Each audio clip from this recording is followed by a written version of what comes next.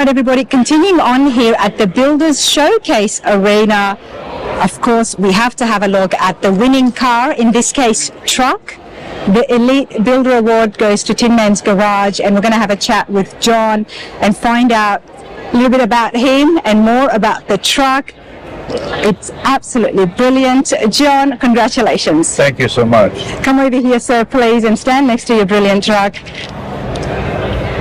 This is quite outstanding. Elite Builder of the Year is definitely a brilliant build. Tell us a little bit about yourself. Oh, I'm a retired construction worker. I've always had cars in my life and building cars for the kids when they were in school, and nothing this radical. But my dad did own one of these trucks that provided transportation for us kids to go to school in. Okay. So when I saw this, I felt there's my next build. Well, you didn't see it like this. So No. when you found it, what was the condition? Somebody had already started hot rodding it. I found it over in Iowa, and we decided that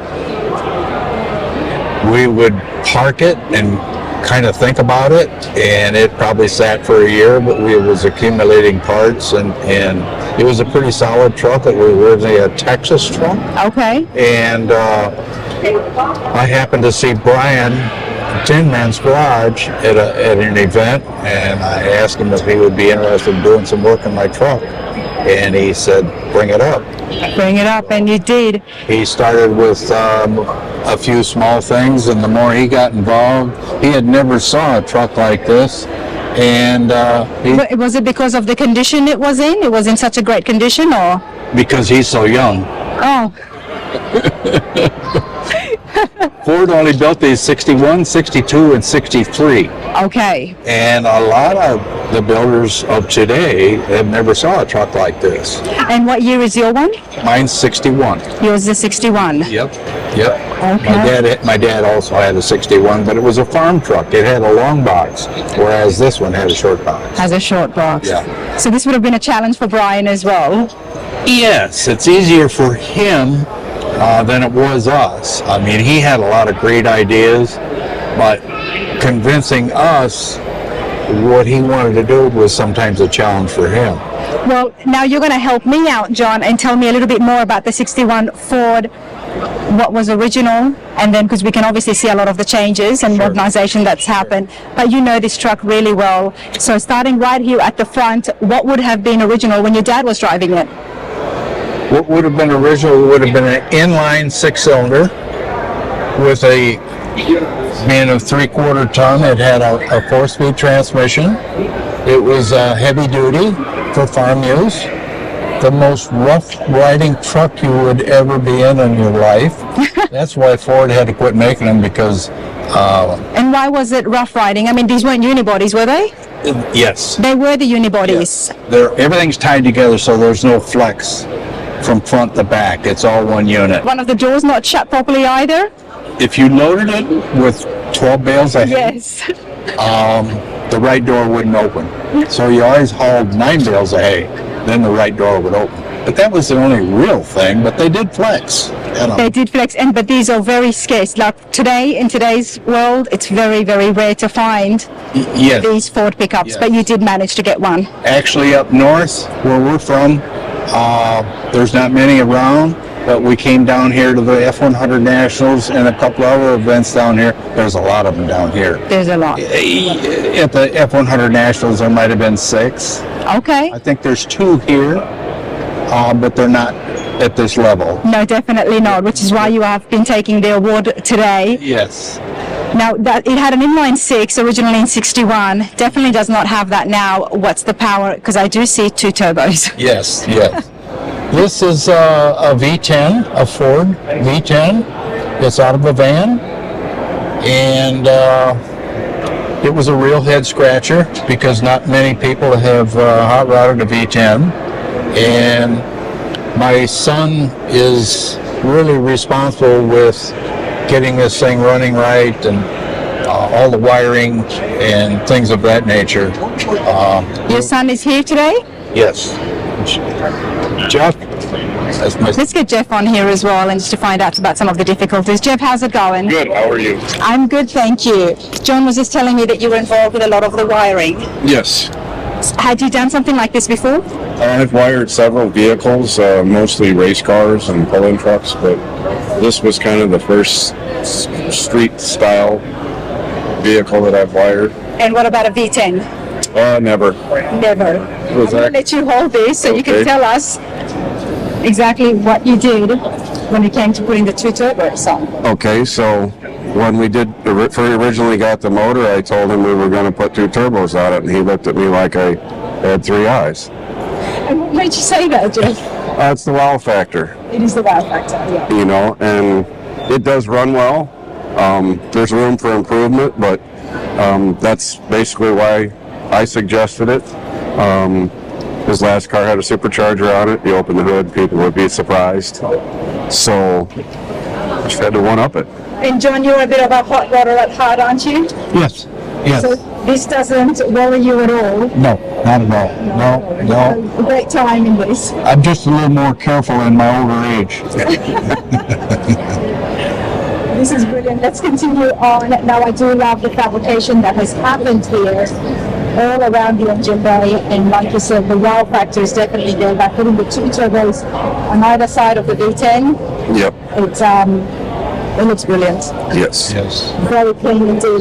Now, John, what about the front here? Were these vents something that they came out with in 61 as well, or no? The air intake for the engine is actually behind the grill, and these here basically let air in for the radiator. And the radiator is a cross-flow radiator, and we did that to lower this area here. Otherwise, you would have had a big framework. And the cross-flow radiator allows you to do that Yes. in order to get this clean, because it does make such a big difference to Yes, have exactly. the panel be a lot more flush. And I can see the bumpers been tucked in. Yes. Yes. Let's walk around, you guys. Okay. To the side. So we know we went from a long box to a short box, John. What about the body lines? Has there been any changes? None on the sides. No. No.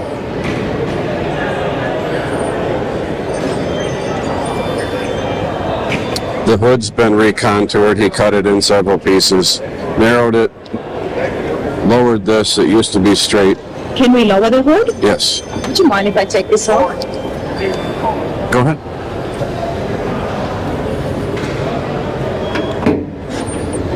There used to be a ridge right down the hood, Right. and the hoods from the factory, they used to overlap the fenders. And my builder, Brian, the Tin Man, it bothered him a lot. And he says, there's something I got to do with the hood, but I don't know yet. I said, whatever you think you need to do, go ahead and do it. Well, they weren't designed to be show trucks, so they didn't worry about Right. those lines and gaps. Yes. So he actually cut the hood in half, eliminated the ridge down the middle, and tucked the hood in so it would be flush here, and then he pancaked the corners so you wouldn't have a big boxy look here. Wow. I hope you guys at home are appreciating the tips and from builders out there. This is the stuff that I think a lot of people who are working on a similar truck to see how they can get it Yes. narrow and get it flush. It is all about those lines Yes. and cutting the hood in the middle, bringing it together, as opposed to taking the right amount of gap from this side and the right amount of gap from the other side. You'll definitely get yourself in a pickle that Correct. don't think would be much fun. Yes. But I must say I love the matte finish on the hood. The painter recommended the matte finish in the interior, the hood, engine. He said it's a little harder to take care of, but it'll look much better. Definitely does. Definitely does. All right, let's continue on here. I like that you've still got the rubber. Kept a little bit of that nostalgia look by having the rubber around. Oh, yes, yes, yes. And the rain gutters have been removed. That was a bad spot when we got the truck. It was all rusted on the roof. The truck originally had wing windows in it. Those were removed and made a one-piece glass. So you had the vent windows. Yep. Yeah, Yep. it used to have a vent window that was right here. So he removed the vent windows, put a filler piece in, and so we have a one-piece glass that goes up and down. Jeff, tell me about the wheel. The wheels originally were all polished aluminum. When we did get the truck done, we figured that everybody thought there was something that was missing. So it was Adam's suggestion to paint the centers the way he painted them. And obviously it really changed the look of the truck. The theme of the truck, I've had a lot of people here say it's dark and clean. I think that's very well put. Yeah. Very well put. I love what's happening here above the fender. I don't think that was there when 61, was it? Yes. The body. Yes. Yeah. Yes. I think he's beautified it in a way, if that's even a word. Yes. Because it's been lowered. It's been shortened, has it? What's that? The whole body hasn't. Nope. No? It hasn't been wedged? No? Nope. No. Something else on the wheels. The center cap used to have 3 bars on it. We really didn't think the bars fit the truck. So we machined the bars off and then had the center cap engraved with V10. Adding to that clean look down the side. Yes. This is brilliant stuff. All the wiring is here. Is that normal? No. It's not normal. No. How does that work? So originally when the truck was built, there was a trough that was built into the floor for all the wiring to go from the back to the front. It cleaned it up very nicely. You don't see anything, imperfections in the carpet or the floor. And the engine is a Heltec management, very user-friendly, fixed a lot of our problems. We originally tried to run it with a stock computer and it just didn't pan out. And that was the last piece of the puzzle to make the truck just run flawlessly. Well, but positioning the wiring here, had you done something like this before? No. And just imagine trying to work under the dash. Yeah. Generally, you have to take the seat out every time if you had to change something or work on something. So it was actually his thought from the beginning, let's try to put as much things as we can behind the seat, including the batteries. Shortened up all the runs of the wiring for power and such. So I love this idea. Was it easy to do, or at least do it all again? No. Believe it or not, the gas tank used to be back there. That I believe, yeah. Yeah. That's the way the old trucks were. So you had a lot of room, which we always do, but most often with these trucks, restorations, they change it. So you've always got that space, but I've never seen the wiring happen there. Yeah. I think a lot of trucks, maybe they put it in a console in between the seats. Okay. You'll see trucks with a lot of homemade consoles. Yeah. That's where a lot of the wiring is. Yeah. Jeff, would you mind closing that so we can have a look at the interior? And the interior was also done at No, Schober. Okay. Dave Schober, interiors. He is now retired, and he lives in Florida. And occasionally he'll do a golf cart scene. Occasionally.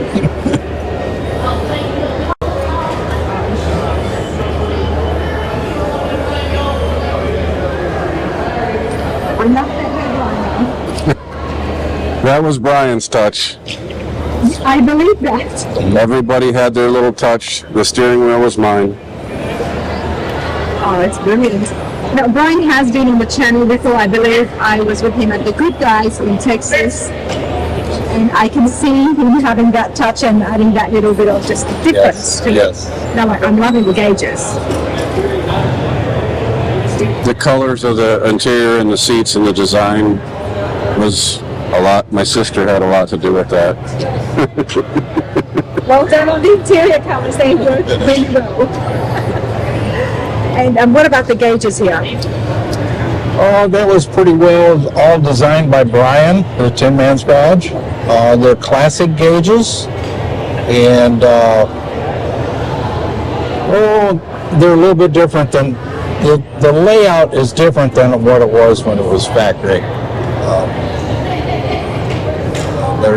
There's no ashtray in the dash anymore. There's no radio holes. Yeah. He eliminated So all that. cleaner now, isn't it? Yes. Yet you still have a glove box. Yes, yes. And if you notice on the glove box, it don't have a pull knob. No, there isn't. Brian took the little finger insert off the ashtray and put it on the glove box. Oh, I see that. Trying to zoom in on this. That's pretty cool. And he handmade all the air conditioning ducts where they come out of the dash. So you can see. Brian's definitely very talented. Very talented. So we would love to see more work from him. So let's move on here to the back. And I love that you've got it covered. So many beds. That does come up. Yep. But I like the cover. It goes well with the wheels. Yes, it does. Yep. It Yep. really finishes the look, doesn't it? That's a Pro's Pick cover. It's built in Canada. And what wood do you have underneath it? It's just a, what kind of paint is that on the floor? It's a rock guard paint Oh, okay. inside. Yeah. It is a truck, so it's storage. That's all of our lawn chairs. And, And you use it. I love that. You guys Yeah. drive it. There you go. Yeah. Yep. Yeah. Covered. Here it is, you know, and it's a driving truck. It's Yeah. beautiful. John, talk to me about the back here. I'm guessing there's been some changes here compared to Yes. This area here, there used to be a seam that went top to bottom. That was in case there was ever any metal damage in the area, you could buy that section and replace it. Brian welded all this up. He's kind of Frenched this area here. In other words, he's kind of smoothed out the contour to the taillights itself. And the little spoiler, we took a tailgate to Brian with a couple pieces of cardboard taped to it. Said, we'd kind of like to do this. That's what we want to do. Yeah.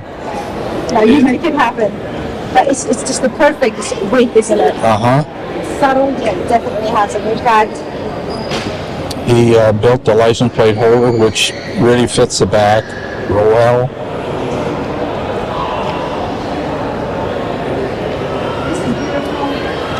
John, family, what is the plans now for you guys in the Ford? Now, I'm expecting to see it at the F100 Grand Nationals. We've been invited to SEMA, to take it to SEMA. Okay, We probably won't take it to any other shows between now and SEMA. okay. We don't want to take a chance on scratching it or anything. All of us have always wanted to go to SEMA, Yeah. and so NSRA has asked us if we would take the truck out there. Nice. So that's what we're going to do, and Brian is going to fly there. So, There you go. This is brilliant. Congratulations, everyone, once again. okay, Thank I you. appreciate you doing this.